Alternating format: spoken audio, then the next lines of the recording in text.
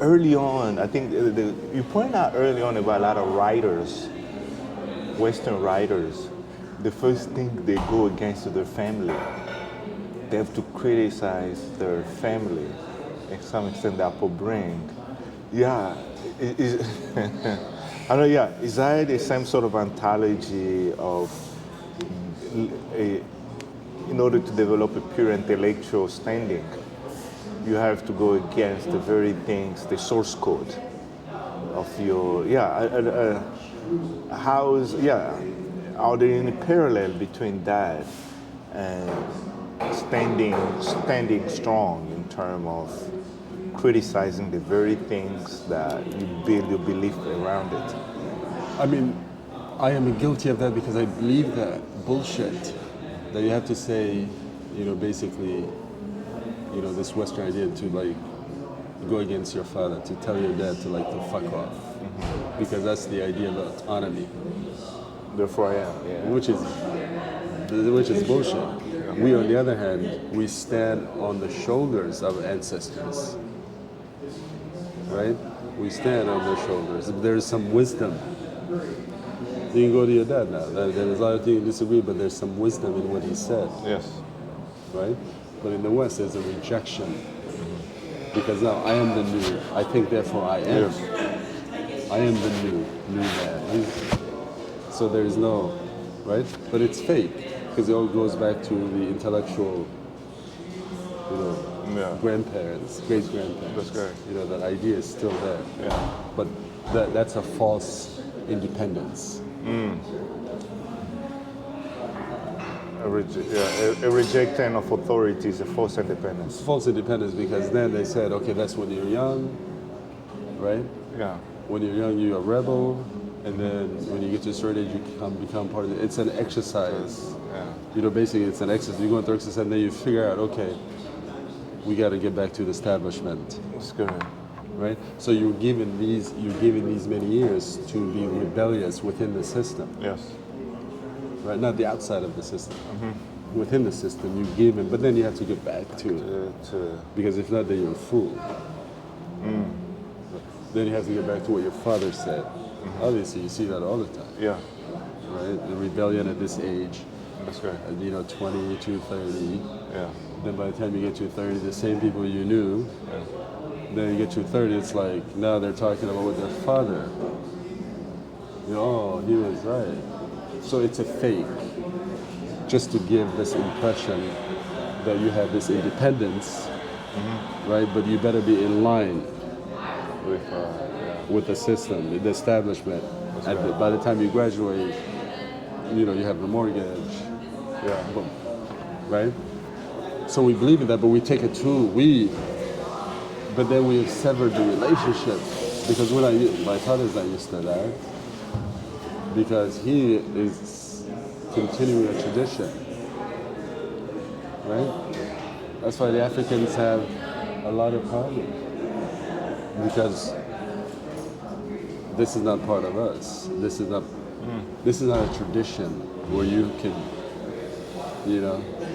fuck around for a couple of years. Because that's not our tradition. Our tradition is you fuck around, then you fucked up.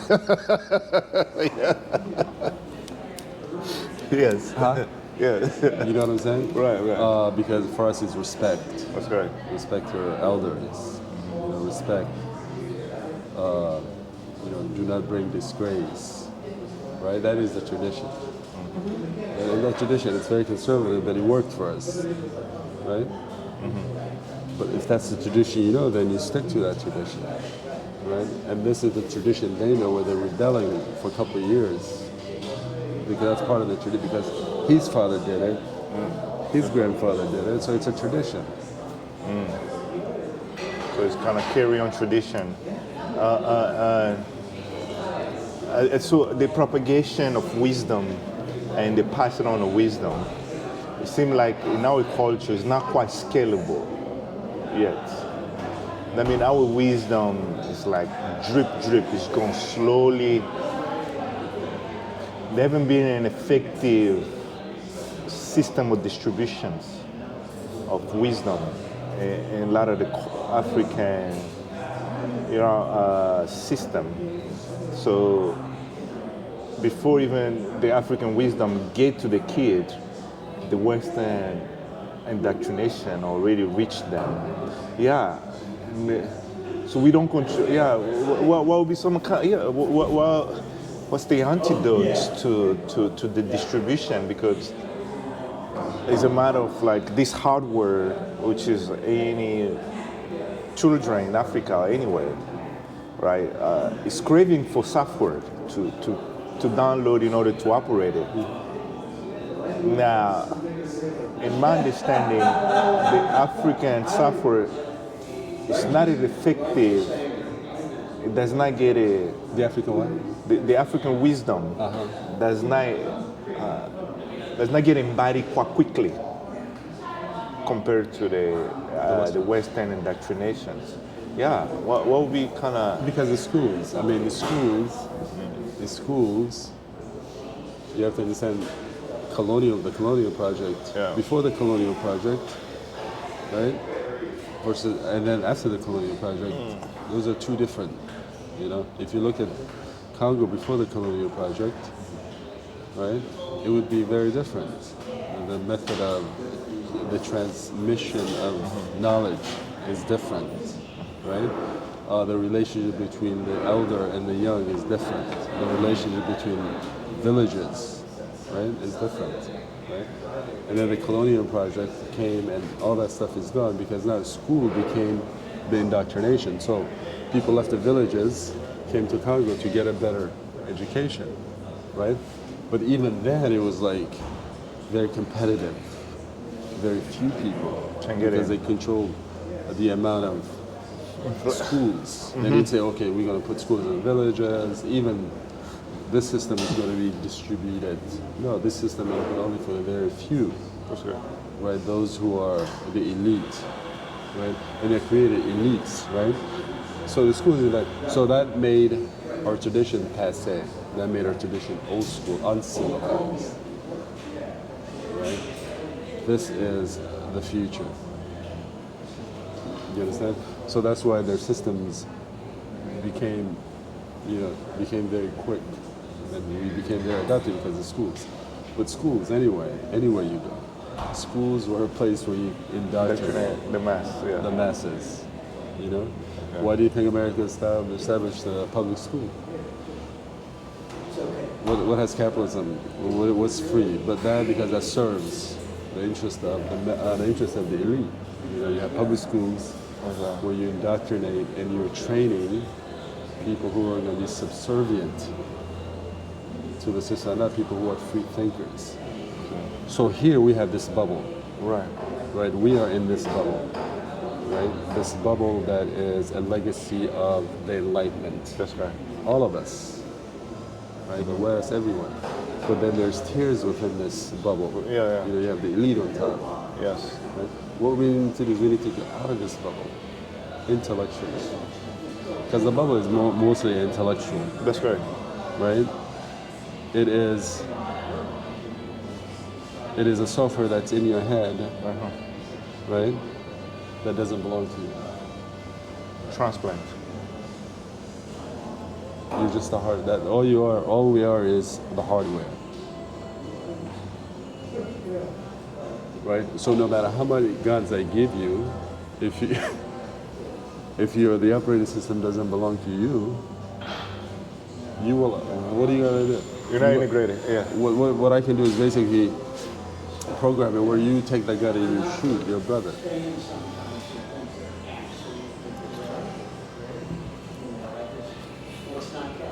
Yeah. So that's why this ontological detox is the first step to any. If you came to me and said you're a revolutionary and you want me to risk my life, right? I want to make sure that you are detoxed.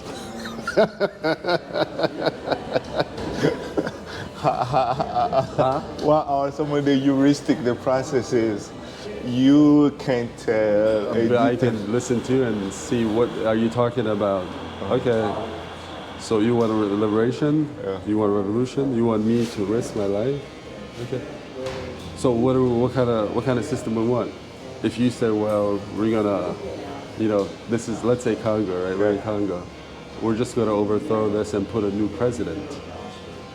I'll see you later, because you're not talking about nothing. You're talking about replacing the state with another state, which is the Enlightenment project. But if you say, hey, we will destroy that, and we want to get back to small villages. How does Switzerland work? Yeah. How does Switzerland work? I think there's decentralized in some. It's decentralized. Yeah. Switzerland is very decentralized, right? Because it's so decentralized, there's always this balance. Yeah. Right? That's correct. This balance, and usually things move very slow. Yeah. But everyone has to be listened to. That's correct. There is no like central, because that's the way it's set up. Right?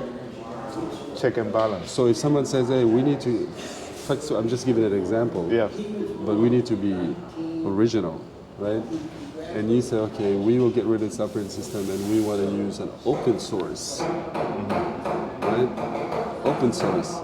We're not going to, if you tell me, okay, this revolution, but here's Google Map, or here's the latest Apple phone, right? Come on. You already compromised. Google Map, Apple phone. But if you say, hey, no communication, No. And once we build a system, we will focus on open source, right? We're going to get rid of Kinshasa. No more Kinshasa. Kinshasa is no longer the seat of power. Every region will have its own seat of power. That way then everything will be distributed.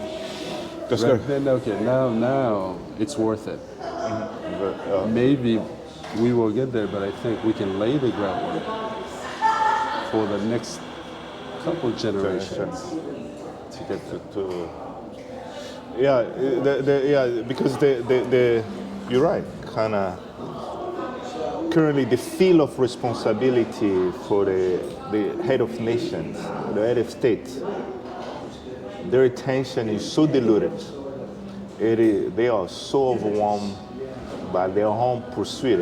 It's like you let the state crumble, because no one should have that much responsibility and that much power over so many people. Because you're going to have to be disconnected. It's hard to take so many, like how many households can one man manage? It's impossible. Like one is, that's enough, because you have one to respond it to. So the problem is to create our own system of sovereignty, of leading the nations. How much resistance? That's going to be a big undertaking. What's that? It's going to be a big undertaking. It's going to be a big undertaking, but it's going to be undertaking well. They don't see it coming. They don't expect for me and you to critique. That's a different, right? Because the system is so stupid, right? Last night, when I'm listening to this interview, right? This guy this guy was saying this. Yes. Ontologically, he's free. Yes. I know him. I don't know him personally, but I know how he thinks based on the things he said. Correct. The interviewer is a slave to the system, but he thinks he's free. So he brings this guy on because he likes what he's hearing, but he doesn't want to, he hasn't went deep, right? So he asked him, after all that stuff, he asked him two questions. He said, what do you think about the New York race? This guy used to be, the guy I'm listening to, Yes. His name is Alex Crater. Yes. He left the US, he lives in Croatia. Yes. Okay, he was a hedge fund manager for 15 years, right? So he knows Wall Street, he knows how money works, right? But he left the US, he lives. So he asked him, after all that stuff, he asked him two questions. He said, what do you think about the New York race that's happening tomorrow? This is yesterday. Yeah. And what do you think about Madani? And what do you think about Como? Yes. Right? So this guy came from Wall Street, Alex. He know what he said? And I was listening, I was like, okay, what is he going to say? That's how I know if you truly, Yeah. he said, I don't know anything about Mandani, so I can't really say anything about Mandani. But one thing I will tell you is Como is dangerous. Como is garbage. But I have no information on Mandani. That's it. So people are watching that, Yeah. they don't know what the hell he's talking about. They think he doesn't know. But he's sending you a signal to saying, hey, he's with Mandani. Exactly what I'm saying. Without saying. Yes. They guessed that the interview didn't know. He was like, fair, Yes. right? But I know he sent me a signal too, as one of his people that listen to him, That's right. right? He's sending me a signal like, hey, I got this. You know? But the system is too stupid because you have to understand that people who are running the system are not the best and the brightest. So this endeavor we're talking about is actually easier because the system doesn't expect us to critique these guys. Even if we did critique it, they won't understand because they won't have the patience. But they would say, okay, what the fuck are they talking about? Right. Right? But if you said, hey, let's get a gun, that's easy. They know. Yeah. But the gun is not gonna, as I told you before, unless you change what's in here, Yeah. God, no matter what gun is gonna do anything. You have to be ontologically free. Free. You have to have a different operating system here, Yeah. right? So no matter what we do, if you're interested in the true liberation of humanity, right, then you have to put a different operating system at some point. At some point. And right now is a perfect time because right now you can justify it because you see the collapse. You see the collapse in front of our eyes. You see it. Before AI takes over, this transitional period, you can critique the intellectual foundation of the West, That's right. right? And critique it and say, hey, what you believe is bullshit. Come up with something different. You know, get back to the local, get back to your ancestors. The best example of the embodiment of the West ether was our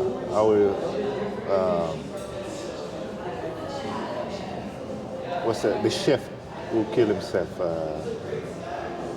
Bourdain. Bourdain. Anthony Bourdain. Anthony Bourdain was, Yeah. he didn't get out of the bubble, Yes. right? But he didn't understand because he knew the shit is fucked up. Ooh. But he wasn't also able to critique because he believed in the Enlightenment. Anthony Bourdain is like, we have to believe in the divine. No matter what, you have to believe that there's something higher than. He didn't believe that. So he was trapped in this, within this cloud, and he was banging his head. Right? Because I don't think Anthony Bourdain is a believer. He believes in reason. Right? That's what. And reason can only take you so far. He wasn't, you know, Anthony Bourdain needed to, because he had this ego that he was the best of what you have produced. Yes. There is no the best of what you have produced. Does it You make have to confront it. You know, he wasn't willing to confront his way back. He was just looking at here, but he knew he didn't understand that gave birth to this. so? Is it safe to say sometimes it's like he's also beneficiary of, so, which is oh wow. So if the system already take care of you, if you already be being a beneficiary of the system, it's hardly for people to bite the hands that feed them. So the sustainability comes from those agents that the system has took care of financially. But in some extent, it seems like kill himself was a contradiction. If you reach Havana, if you've reached the peak of the mountain, you celebrate. You don't get more confused. But the reason is because he reached the endpoint of what reason. You know, there's only so much reason. Okay. And so he was actually a victim of this rational thinking. Right? He wasn't willing to get out of that bubble. He wasn't willing to, go through it and look down. Yeah. Because you have to critique it. That's correct. You are a beneficiary. But then also the people he was dealing with only saw the success. And they said, you're crazy. How can you be critical? Because the system is the one who put you here. So who is he going to talk to? Oh. Who is he going to talk to that can actually have the legitimacy? Either you benefited from the system and you're in the same class, or the system left you behind, and now you sound like a victim. That's correct. Oh wow, it's Joseph Comrade, the devil of our age. Comrade, one of his favorite, the devil of our age. The what? The devil of our age is mediocrity.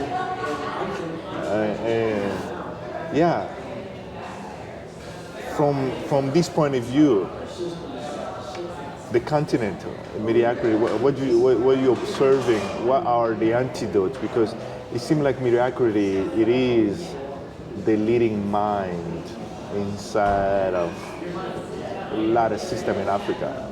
The what? Mediocrity is like the lacking of standing tall, because you have to have some backbone to point out this artificial veil, this artificial moon or sun. What is the mediocrity so sustainable? What are kind of the antidotes to be able to counter that? That's kind of the devil in Africa. It's like, what do you see is the saving grace for us to untangle ourselves for the evil? The mediocrity? Yeah. Well, where are these people from? If you trace back, this mediocre people, right, are part of the legacy of the colonial. These are the people they left behind. Perfect example, I don't want to name names. The other day, we were sitting in the park, right? And this is private, so we're sitting in the park. That is, the person who showed up is mediocre. Yes. Right? The system wants mediocre people. We ask the question, how did this person, through all these institutions, right, to get accreditation, right? Yes. Some sort of because once you get that PhD, right, then you have a stamp of approval, right? But me and her, because she has the credit, she has the credentials. That's correct. Right? She has the credentials. They would pick her over me. That's correct. Right? Because she has the credentials. But in order for you to get the credential, you have to go through the system, and the system has to say you are good. Right? So the system is producing mediocre people. So those people do not challenge the system. So Africa is just mediocre. But if we overthrow the system, if we get rid of Kinshasa, the file is gone. Yes. Now we're going to get back to the basics. These mediocre people will have to leave because they're not able to do they're not going to get up in the morning. They're not going to walk, right? Because they're used to being served, right? They have no history of work ethic. right? So once we decentralize everything, they're going to leave, right? So now then we're going to have people who are capable, who can. We're building a new community. That's correct. Who can stand, who can walk, who can stand up, Yeah. right? You know what I'm saying? So you understand the example I gave you? Yes. That's a mediocre. I've met people like that who have these credentials who are mediocre because that's what this system wants. They People promote who are not it. gonna Yeah. fight back. That's correct. You know what I'm saying? Yeah. They just want that paycheck because they know they're mediocre. They know that.